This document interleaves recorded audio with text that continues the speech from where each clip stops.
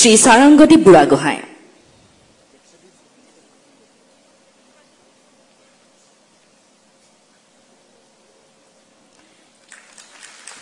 শ্ৰীমতী বৰষা দাস,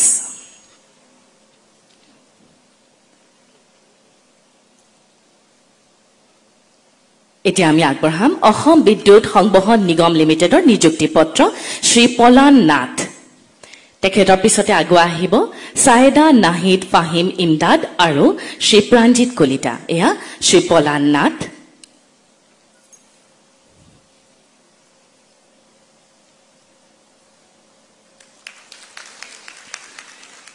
ছায়েদা নাহিদ ফাহিম ইমদাদ,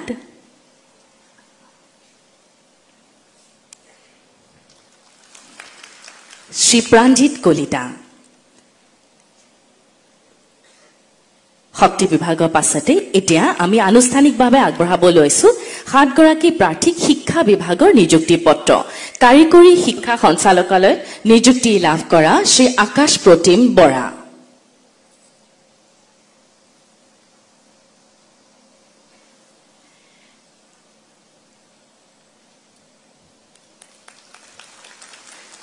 শ্ৰীমতী জিমলি দাস,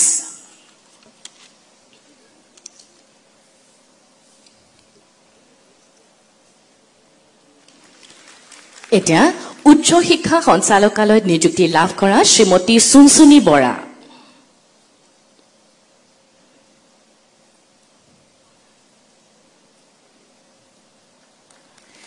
শ্ৰী উপকূল পাটোৱাৰী,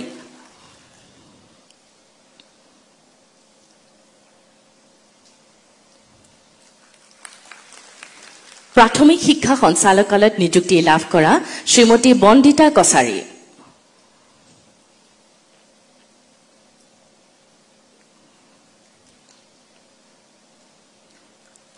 তেখেতৰ পাছতে শ্ৰী নিমাই চন্দ্ৰ দাস,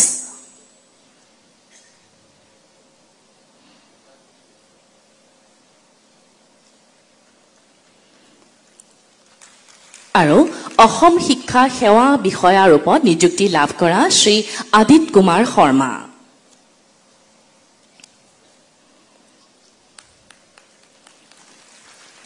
শ্ৰদ্ধাৰ সুধীবৃন্দ, সমগ্ৰ শিক্ষা অসমৰ অধীনস্থ পৌৰগত কৰ্মচাৰী আৰু ঠিকাভিত্তিক শিক্ষক শিক্ষয়িত্ৰী পৰিয়াললৈ 5 লাখ টকা এককালীন আৰ্থিক সাহায্য প্ৰদান কৰা হৈছে। আনুষ্ঠানিকভাৱে 3 গৰাকী ব্যক্তিক আমি আগুৱাই আহিবলৈ অনুৰোধ জনাইছো। শ্ৰী পৰেশ চন্দ্ৰ ৰাজবংশী, শ্ৰীমতী ৰঞ্জনা কাকতি আৰু শ্ৰী শংকৰ চৰকাৰ।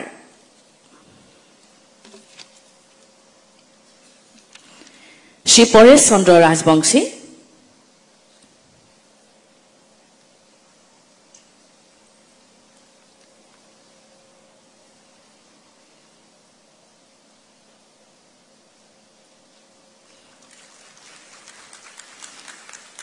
তেখেতৰ পাছতে শ্ৰীমতী ৰঞ্জনা কাকতি,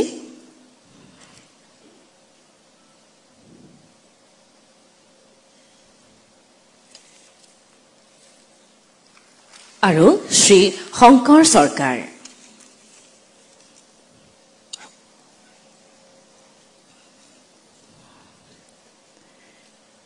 এতিয়া আমি আনুষ্ঠানিকভাৱে আগবঢ়াব ওলাইছো 2 গৰাকী প্ৰাৰ্থীক তথ্য আৰু জনসংযোগ বিভাগৰ নিযুক্তি পত্ৰ শ্ৰী ৰঞ্জিত সেন আৰু শ্ৰীমতী মানস্মিতা মহন্ত। শ্ৰী ৰঞ্জিত সেন তথ্য আৰু জনসংযোগ বিভাগ, শ্ৰী ৰজত সেন,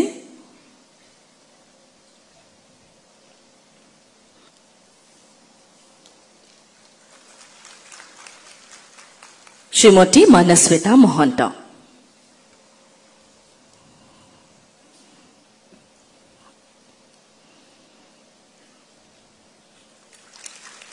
ধন্যবাদ। এইখিনিতে নিযুক্তি পত্ৰ বিতৰণ কাৰ্যসূচীৰ সামৰণি পৰিল।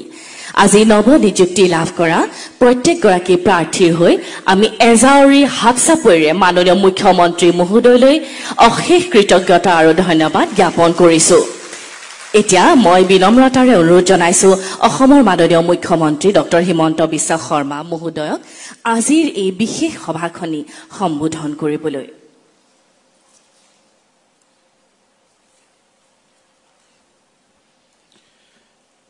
অসম চৰকাৰৰ শিক্ষামন্ত্ৰী শ্ৰী ৰণোজ পেগু ডাঙৰীয়া, অসম চৰকাৰৰ হেণ্ডলুম আৰু টেক্সটাইল বিভাগৰ সন্মানীয় মন্ত্ৰী ইউজি ব্ৰহ্ম ডাঙৰীয়া, অসম চৰকাৰৰ জলসম্পদ বিভাগৰ সন্মানীয় মন্ত্ৰী পীযুষ হাজৰিকা ডাঙৰীয়া, ক্ৰীড়া আৰু শক্তি বিভাগৰ সন্মানীয় মন্ত্ৰী নন্দিতা গাৰলোচা ডাঙৰীয়ানী, সভাত উপস্থিত অসম ৰাজ্যিক বিদ্যুৎ বিতৰণ নিগমৰ অধ্যক্ষ শ্ৰী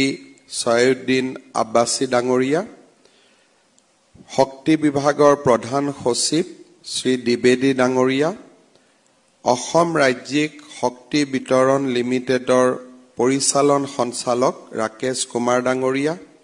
সমগ্ৰ শিক্ষা অভিযানৰ মিছন ডাইৰেক্টৰ ডক্টৰ ওম প্ৰকাশ ডাঙৰীয়া, শিক্ষা বিভাগৰ সচিব শ্ৰী নাৰায়ণ কোঁৱৰ ডাঙৰীয়া, AEGCLৰ মেনেজিং ডিৰেক্টৰ শ্ৰী দেৱজ্যোতি দাস ডাঙৰীয়া, উপস্থিত সুধীবৃন্দ, বিশেষকৈ আজি নিযুক্তি পত্ৰ সংগ্ৰহ কৰিবলৈ অহা যুৱক যুৱতী বন্ধু বান্ধৱীসকল আৰু আমাৰ বিষয়া কৰ্মচাৰীসকল, আপোনালোক সকলোৱে ইতিমধ্যে অনুভৱ কৰিছে যে আজি আমাৰ ৰাজ্যৰ 3টা বিভাগত আমি 465 গৰাকী প্ৰাৰ্থীক নিযুক্তি পত্ৰ প্ৰদান কৰিবলৈ ইয়াত সমবেত হৈছো। 2021 চনৰ মে মাহত আমাৰ চৰকাৰে দায়িত্ব গ্ৰহণ কৰিছিল। নিৰ্বাচনৰ সময়ত আমি ৰাজ্যৰ জনসাধাৰণক প্ৰতিশ্ৰুতি দিছিলো যে আমাৰ চৰকাৰ শাসনলৈ আহিলে আমি 1 লাখ যুৱক যুৱতীক নিযুক্তি দিম। যুৱক যুৱতীক নিযুক্তি দিম, সেই শব্দটোৰ লগত আমি আৰু এটা শব্দ যোগ কৰি দিছিলো যে আমি স্বচ্ছতাৰে নিযুক্তি দিম। অৰ্থাৎ নিযুক্তি এনেকুৱা ধৰণৰ হ'ব য'ত আমি দুৰ্নীতিৰ পৰা বহু মাইল দূৰত থাকিম, স্বজন আৰু তোষণৰ পৰা আমি বহু মাইল দূৰত থাকিম। মোৰ যোৱা 25 বছৰৰ ৰাজনৈতিক জীৱনৰ অভিজ্ঞতা যে ৰাজ্যত যেতিয়াই নিযুক্তি দিবৰ বাবে প্ৰচেষ্টা কৰা হয়, দুৰ্নীতি আৰু স্বজন তোষণৰ বাবে নিযুক্তি প্ৰক্ৰিয়া আগবাঢ়ি নাযায়, আইন আৰু আদালতৰ জটিলতাৰ সৃষ্টি হয়, আৰু কেনেবাকৈ যদি চৰকাৰখনে নিযুক্তি দিবও পাৰে, সেই নিযুক্তিক লৈ যুৱক যুৱতীসকলৰ মাজত হতাশাৰ সৃষ্টি হয়। যোৱা 3 দিন আগত অসমৰ এখন আদালতত অসম চৰকাৰৰ তদন্তৰ প্ৰতিবেদনৰ ভিত্তিত অসম লোকসেৱা আয়োগৰ এগৰাকী অধ্যক্ষক 10 বছৰ আদালতে কাৰাদণ্ড বিহে আৰু নিযুক্তি যিসকলে লাভ কৰিছিল সেই যুৱক যুৱতীসকলকো আদালতে 7 বছৰ সশ্ৰম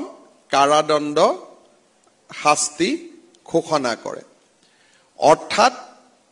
নিযুক্তিৰ প্ৰক্ৰিয়াক স্বচ্ছভাৱে ৰূপায়ণ কৰিবলৈ আমাৰ ৰাজ্য চৰকাৰে সকলো ফালৰ পৰা এটা প্ৰচেষ্টা আৰম্ভ কৰিছে যাতে আমি স্বচ্ছ আৰু ট্ৰান্সপাৰেণ্ট নিযুক্তিৰ এটা ইক'চিষ্টেম আমি অসমত গঢ়ি তুলিব পাৰোঁ। স্বাভাৱিকভাৱে মই প্ৰায়বোৰ সভাতে কওঁ, যেতিয়া স্বচ্ছ আৰু নিকা নিযুক্তিৰ কথা কোৱা হয়, এই স্বচ্ছ আৰু নিকা নিযুক্তি কৰিবলৈ যাওঁতে এটা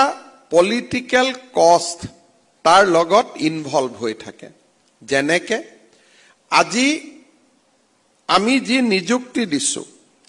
এই নিযুক্তি প্ৰক্ৰিয়াৰ বাবে যিসকল উপযুক্ত এনে উপযুক্ত বহু পৰিয়াল আছে যিসকল কৰবাত নহয় কৰবাত আমি জড়িত ৰাজনৈতিক দলটোৰ পিতৃ-মাতৃ সদস্য হৈ আছে বা বিভিন্ন দলটোৰ পদত তেওঁলোক অধিষ্ঠিত হৈ আছে। যেতিয়া আমি স্বচ্ছভাৱে নিযুক্তি দিবলৈ যাওঁ তেওঁলোক আমাৰ ওচৰত আহে আৰু আমি তেওঁলোকক ক'ব লাগে যে আমি নিযুক্তিত খেলিমেলি কৰিব নোৱাৰিম। স্বভাৱজতভাৱে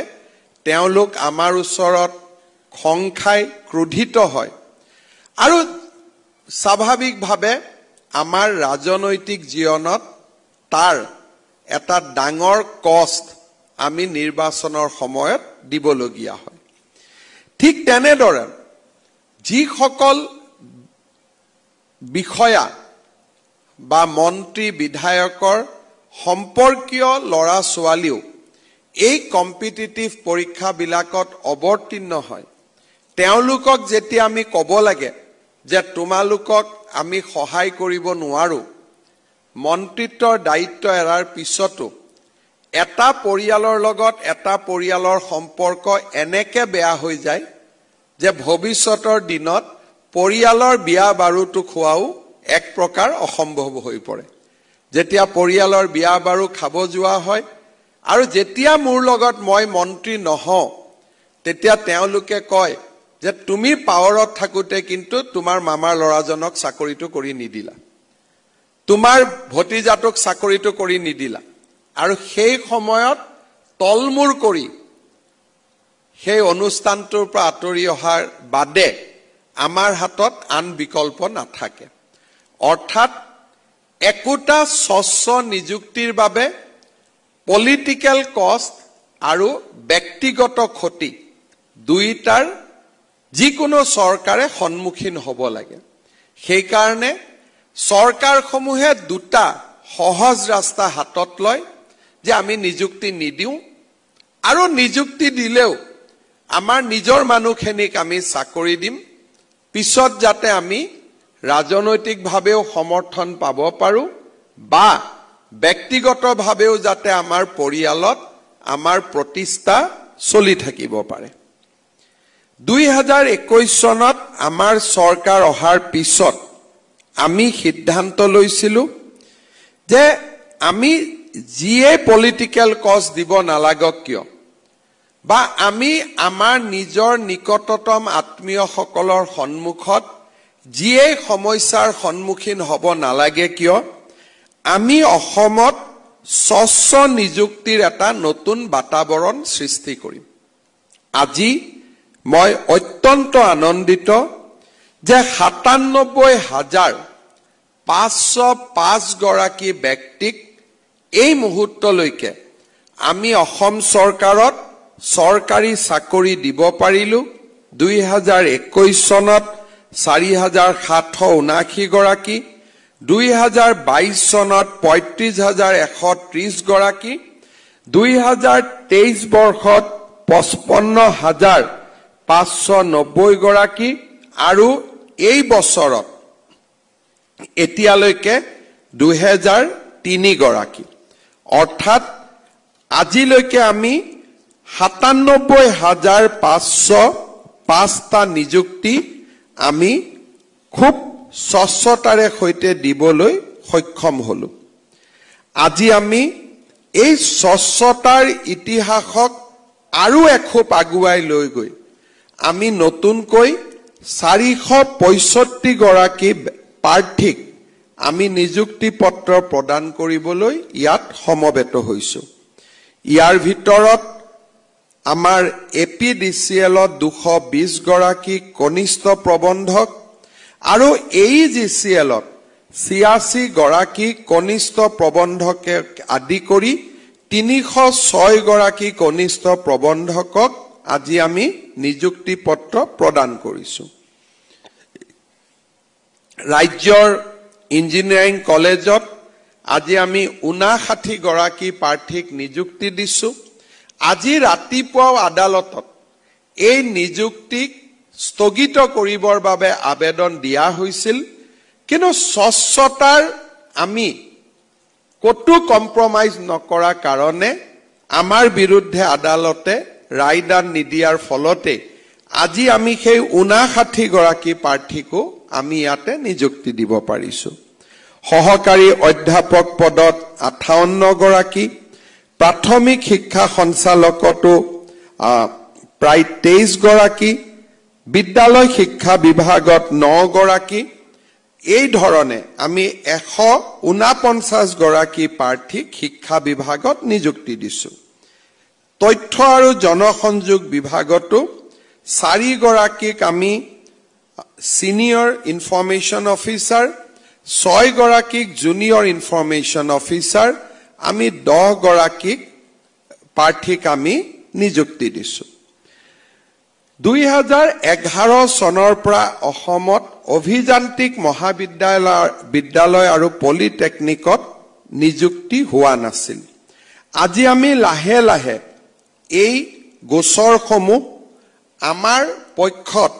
ৰায়দান লাভ কৰি নিযুক্তি পত্ৰসমূহ আমি আগুৱাই দিবলৈ আমি সক্ষম হৈছো আৰু অহা কিছুদিনত ইঞ্জিনিয়াৰিং কলেজ আৰু পলিটেকনিক সমূহত আৰু কেইবাটাও নিযুক্তি দিয়াৰ বাবে আমি আগ্ৰহেৰে অপেক্ষা কৰিছো আজি প্ৰদান কৰা নিযুক্তিৰ ফলত আমাৰ ৰাজ্য চৰকাৰখনে যোৱা বছৰ কেইটাৰ ভিতৰত নিযুক্তি কৰা যুৱক যুৱতীৰ সংখ্যা ৯৭,৯৭০ লৈ বৃদ্ধি পালে মই আশা কৰো এই বছৰৰ ভিতৰতে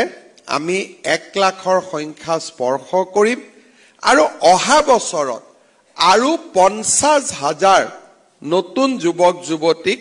চৰকাৰত নিযুক্তি দিবলৈ আমি আগ্ৰহেৰে সৈতে অপেক্ষা কৰি আছো অৰ্থাৎ ৰাজ্য চৰকাৰে 5 বছৰৰ ভিতৰত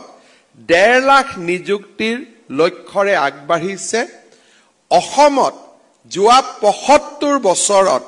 কেতিয়াও কোনো কালে কোনো চৰকাৰৰ দিনত ইমান বেছি যুৱক যুৱতীৰ নিয়োগৰ ব্যৱস্থা কৰিব পৰা হোৱা নাছিল ই আমাৰ চৰকাৰখনৰ এক অনন্য প্ৰাপ্তি হিচাপে ৰৈ যাব আমাৰ ৰাজ্যত শিক্ষকসকলক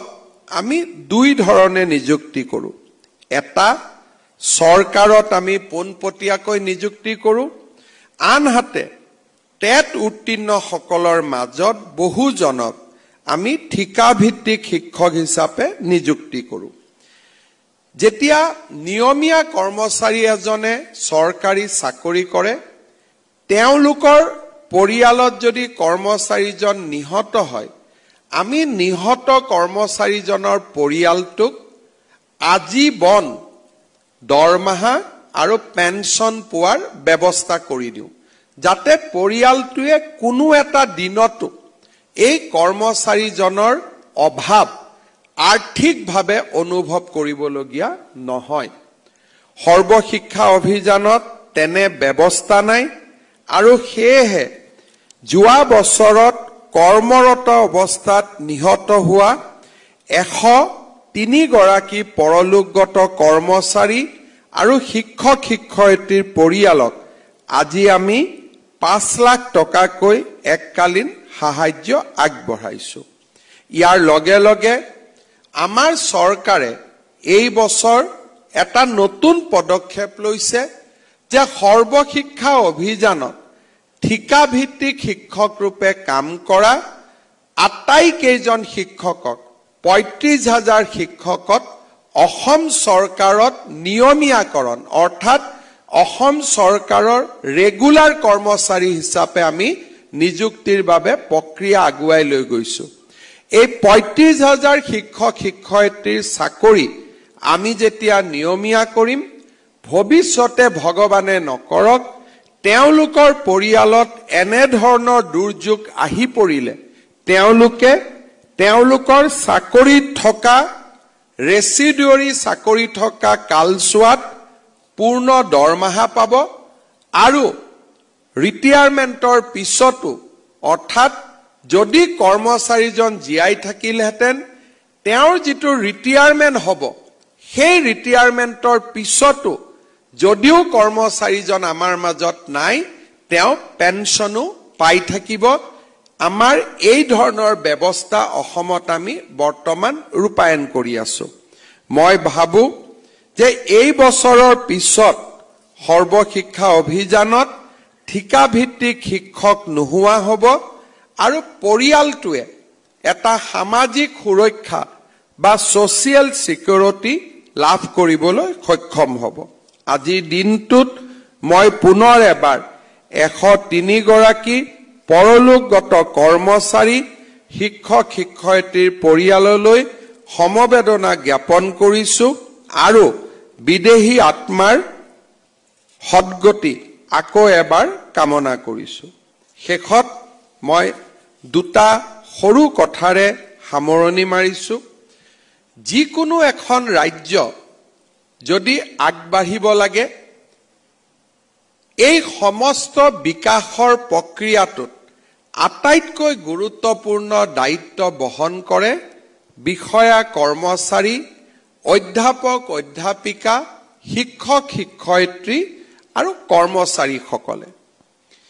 যোৱা লোকসভা নিৰ্বাচনৰ সময়ত বিভিন্ন নিৰ্বাচনৰ ফলাফল যেতিয়া আমি সমীক্ষা কৰো তেতিয়া আমাৰ দলৰ মাজত এটা সমীক্ষা মোৰ ওচৰলৈকে আহিলে যে মুখ্যমন্ত্ৰী মহোদয় আমি 2-4টা জায়গাত ভোট কম পাইছো কাৰণ সৰকাৰী কৰ্মচাৰীসকলে আমাক অলপ বেয়া পাইছে তেতিয়া মই কথাটো শুনি মই অলপ আচৰিত হলো যে প্ৰথমবাৰৰ বাবে সৰকাৰী কৰ্মচাৰীয়ে টকা নিদিয়াকৈ চাকৰি পাইছে তাৰমানে আমি টকা লৈ চাকৰি দিব লাগিছিল নেকি ট্ৰান্সফাৰ পোষ্টিংত কোনেও কতো টকা খৰচ কৰিব নালাগে বেয়া কিয় পাব লাগে মই অলপ উৎসুকতাৰে সৈতে কথাটোত আৰু অলপ সোমাই গলো মই সুধিলো মোক অলপ ভাল কৰি বুজাই কওকচোন তেতিয়া প্ৰথম উত্তৰ আহিলে যে আপুনি মুখ্যমন্ত্ৰী হোৱাৰ পিছত সৰকাৰী কৰ্মচাৰীসকলে বেছিকৈ কষ্ট কৰিবলগীয়া হৈছে আৰু সেই কাৰণে সৰকাৰখনক বেয়া পাইছে এতিয়া আপোনালোকে চিন্তা কৰক যে আমি কাম কাৰ কাৰণে কৰো মুখ্যমন্ত্ৰী বা মন্ত্ৰীৰ ব্যক্তিগত ঘৰৰ কাম আমি কোনেও নকৰো আমি কাৰ কাৰণে কাম কৰো আমি আমাৰ কাম কৰা অনুষ্ঠানটোৰ কাৰণে কাম কৰো আমি আমাৰ কাম কৰা ৰাজ্যখনৰ বিকাশৰ কাৰণে কাম কৰো আজি আমাৰ লগত যিখিনি এসিস্ট্যান্ট প্ৰফেসৰ বা জুনিয়ৰ ইঞ্জিনিয়াৰ বা আন যিসকল গেজেটেড পোষ্টত কাম কৰিছে তেওঁলোকে চাকৰি পাইছে বহুজনে আগতে ব্যক্তিগত প্ৰতিষ্ঠানত কাম কৰি আছিল আজিও আমাৰ সহপাঠীসকল বিভিন্ন ব্যক্তিগত কোম্পানীত কাম কৰে সেই ব্যক্তিগত কোম্পানী সমূহত একোজন কৰ্মচাৰীয়ে কিমান পৰিশ্ৰম কৰিব লাগে তাৰ সম্পৰ্কে আমাৰ ধাৰণা আছে আজি আমাৰ গুৱাহাটীতে খানাপাৰা বা আন জাগাত বিভিন্ন ব্যক্তিগত বিশ্ববিদ্যালয় গঢ়ি উঠিছে বিভিন্ন অসমত ব্যক্তিগত কলেজো গঢ়ি উঠিছে সেই কলেজ আৰু ব্যক্তিগত বিশ্ববিদ্যালয়ত যিসকলে অধ্যাপনা কৰে তেওঁলোকে কিমান কাম কৰিব লাগে তাৰ বিষয়েও আমি অৱগত যিসকলে তৃতীয় আৰু চতুৰ্থ শ্ৰেণীৰ কাম পাইছে চাকৰি নোপোৱাৰ আগতে আমাৰ জীৱন কিমান কষ্টৰ আছিল তাকো আমি অনুভৱ কৰিব পাৰো কাৰণ আজিলৈকে আমি গৈ চাকৰিত যোগদান কৰাও নাই আজিৰ দিনটোৰ পিছত আমাৰ পৰিৱৰ্তন হ'ব কিন্তু যোৱা কালিটো আজিও আমাৰ মনত আছে আমি কিমান বেছি পৰিশ্ৰম কৰিবলগীয়া হৈছিল তাক আমি সকলোৱে অৱগত কিন্তু আমাৰ ৰাজ্যখনৰ সৰকাৰী কৰ্মচাৰীসকলে চাকৰি পোৱা দিনৰ পিছতে তেওঁলোকে যদি মানসিকতাৰ পৰিৱৰ্তন কৰে আৰু ৰাজ্যখনৰ বিকাশত যদি সহায় নকৰে তেনেহলে সৰকাৰী চাকৰি সৃষ্টি আৰু ইয়াৰ নিয়োগ দুইটাই এটা বিফল প্ৰয়োগ হিচাপে ৰৈ যাব লাহে লাহে চৰকাৰসমূহে কি কৰিব যে কাম পাবৰ কাৰণে আউটসোৰ্স মডেললৈকে গতি কৰিব যে মোৰ কাৰ্যালয়টোত পুলিচ লাগে মই কম কোম্পানী এটাই মোক সিকিউৰিটি দি দিব মোক ইঞ্জিনিয়াৰিং কলেজত পঢ়াবৰ প্ৰফেসৰ লাগে মই কোনোবা এটা কোম্পানীৰ পৰা তাক লৈ লম মোক দুদিন পিছত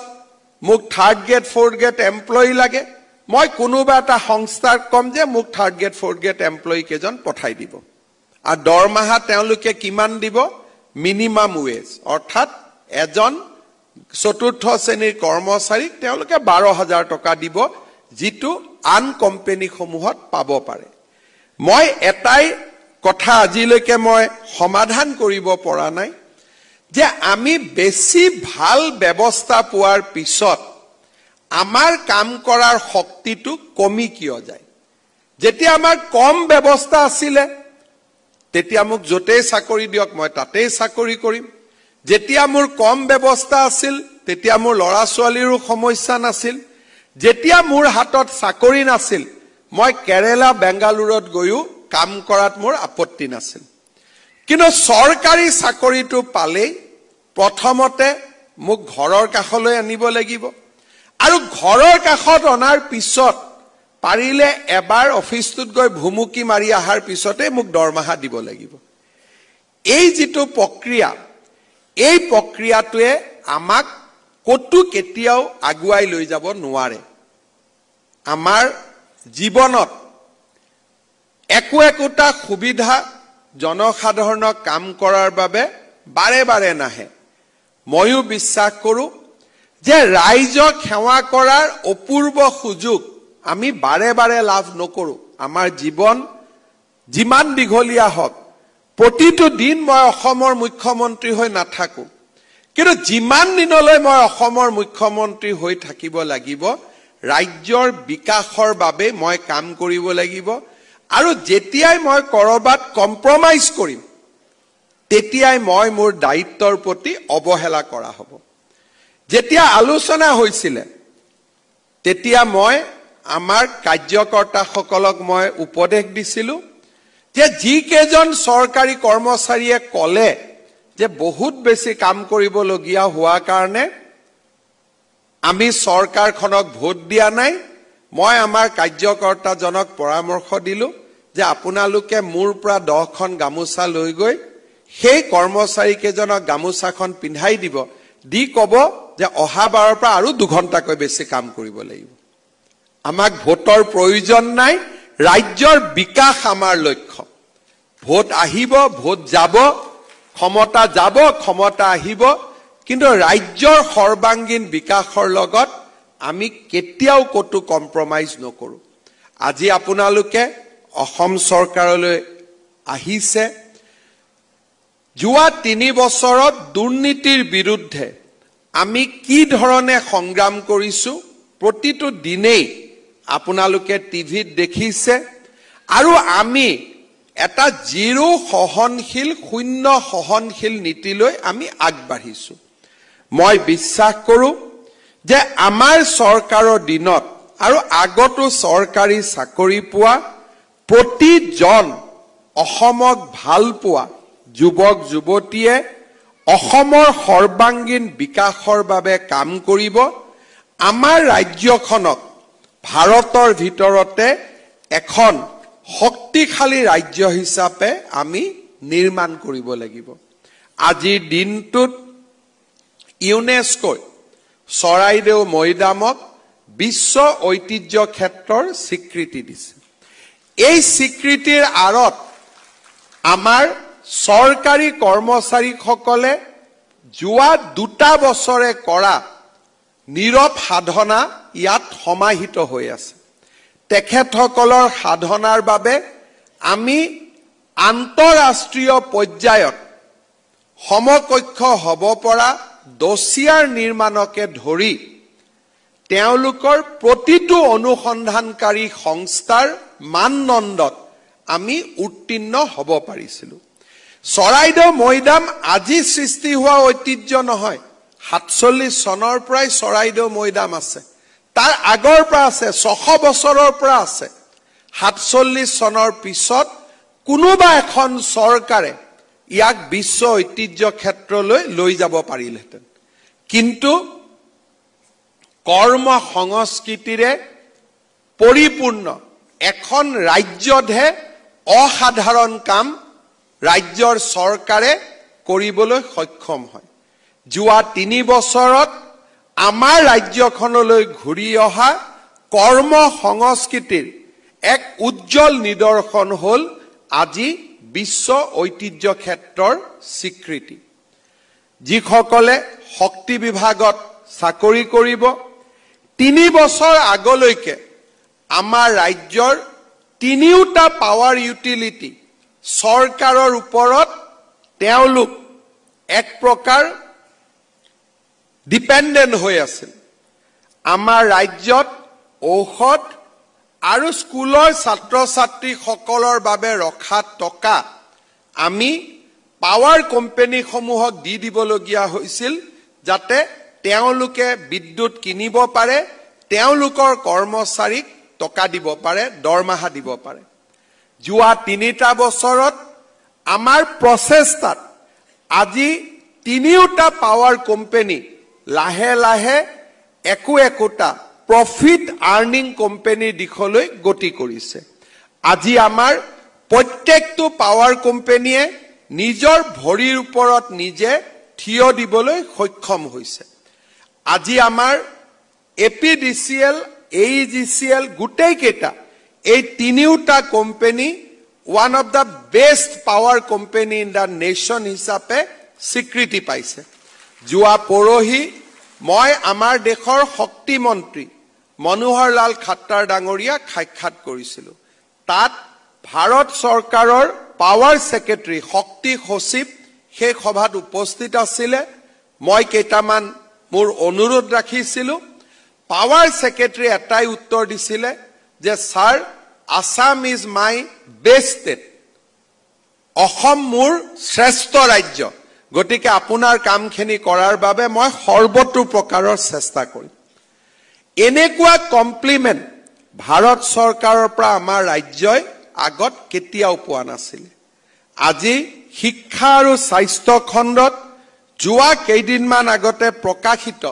এছডিজি গোলত আমি লাহে লাহে এছপাইৰেন্ট ষ্টেটৰ পৰা আমি ফ্ৰন্ট ৰেংকিং ষ্টেটলৈ আমি গতি কৰিছো মই বিশ্বাস কৰো যোৱা 3 বছৰত অসমে লাভ কৰা প্ৰতিটো স্বীকৃতিৰ আৰত অসম চৰকাৰলৈ ঘূৰি অহা কৰ্ম সংস্কৃতিৰ উজ্জ্বল দিশটোক প্ৰতিফলিত কৰে যোৱা 3 বছৰত এইখনে এখন চৰকাৰ যাৰ বিৰুদ্ধে এটাও দুৰ্নীতিৰ গোচৰ যে চৰকাৰখনে বেয়া কাম কৰিব খুজিছে এটাও দুৰ্নীতিৰ গোচৰ এটাও পিআইএল বা এটাও সিবিআই তদন্তৰ দাবী কোনো সামাজিক সংস্থায়ো কৰিব পৰা নাই আনকি আমাৰ বিৰোধী ৰাজনৈতিক দলেও কৰিব পৰা নাই ৯৭,০০০ নিযুক্তিৰ পিছত এটা নিযুক্তিটো হাইকোৰ্টে আজিলৈকে ষ্টে দিয়া নাই ই প্ৰমাণ কৰে যে আমাৰ ৰাজ্যখনলৈ কি ধৰণৰ এটা কৰ্ম সংস্কৃতিৰ পৰিবেশ উভতি আহিছে মই বিশ্বাস কৰো আজি নিযুক্তি পোৱা এই ৪৬৫ গৰাকী প্ৰাৰ্থীয়ে নিজৰ নিজৰ কৰ্মক্ষেত্ৰত গৈ কৰ্ম সংস্কৃতিৰ পৰিবেশ আৰু আমাৰ ৰাজ্যৰ বিকাশৰ বাবে নিজৰ নিজৰ সামৰ্থ্য অনুসৰি সম্পূৰ্ণ অৱদান আগবঢ়াব আৰু আমাৰ ৰাজ্যখনক দেশৰ সৰ্বশ্ৰেষ্ঠ ৰাজ্যলৈ ৰূপান্তৰ কৰিব জননী জন্মভূমি স্বৰ্গাদপি গৰিয়সী মোৰ জন্মভূমিৰ প্ৰতি দায়বদ্ধতা আৰু মোৰ পিতৃ মাতৃৰ প্ৰতি দায়বদ্ধতা মই যতে অসমৰ যুৱ শক্তিক লগ পাওঁ মই দুটা কথাই খোৱাই দিওঁ জন্মভূমিৰ প্ৰতি আমাৰ দায়িত্ব আৰু জননীৰ প্ৰতি আমাৰ দায়িত্ব অযোধ্যাতকৈ লংকা বহু গুণে উন্নত প্ৰদেশ আছিল লংকা সোণৰ আছিল অযোধ্যা সোণৰ নাছিল আৰু লংকাত সকলো ধৰণৰ পুষ্পক বিমানৰ পৰা সকলো ধৰণৰ সুবিধা তাত উপলব্ধ আছিল আজি যদি ভাৰতে দখল কৰিব পাৰে ভাৰতৰ প্ৰধানমন্ত্ৰীজনৰ কাৰ্যালয় ৱাশ্বিংটনত হ'ব নে নতুন দিল্লীত হ'ব স্বাভাৱিকতে ভাৰতৰ প্ৰধানমন্ত্ৰীজনে বিচাৰিব যে মই ৱাশ্বিংটনত থাকো কাৰণ ইয়াতকৈ সুবিধা আৰু কতো নাই যেতিয়া বিভীষণে ৰামক এই প্ৰস্তাৱ দিছিলে ভগৱান শ্ৰীৰামে কৈছিল যে লংকা সোণৰ হ'ব পাৰে কিন্তু মোৰ বাবে জননী আৰু জন্মভূমিতকৈ শ্ৰেষ্ঠ আন একোৱে হ'ব নোৱাৰে সেইবাবে অসমৰ যুৱক যুৱতীয়ে মোৰ ৰাজ্যখনৰ বিকাশৰ বাবে আকৌ এবাৰ নিজক সমৰ্পণ কৰক আৰু কৃতিত্বৰ দুৱাৰ মুখত থিয় হৈ মোৰ জননীজনীক মোৰ পিতৃ মাতৃক যাতে কেতিয়াও পাহৰি নাযাওঁ তাকে অনুৰোধ জনাই মই মোৰ বক্তব্যৰ সামৰণি মাৰিছো এজাউৰে উষ্ম হাত চাপৰি আমি পুনৰবাৰ অসমৰ মাননীয় মুখ্যমন্ত্ৰী মহোদয়লৈ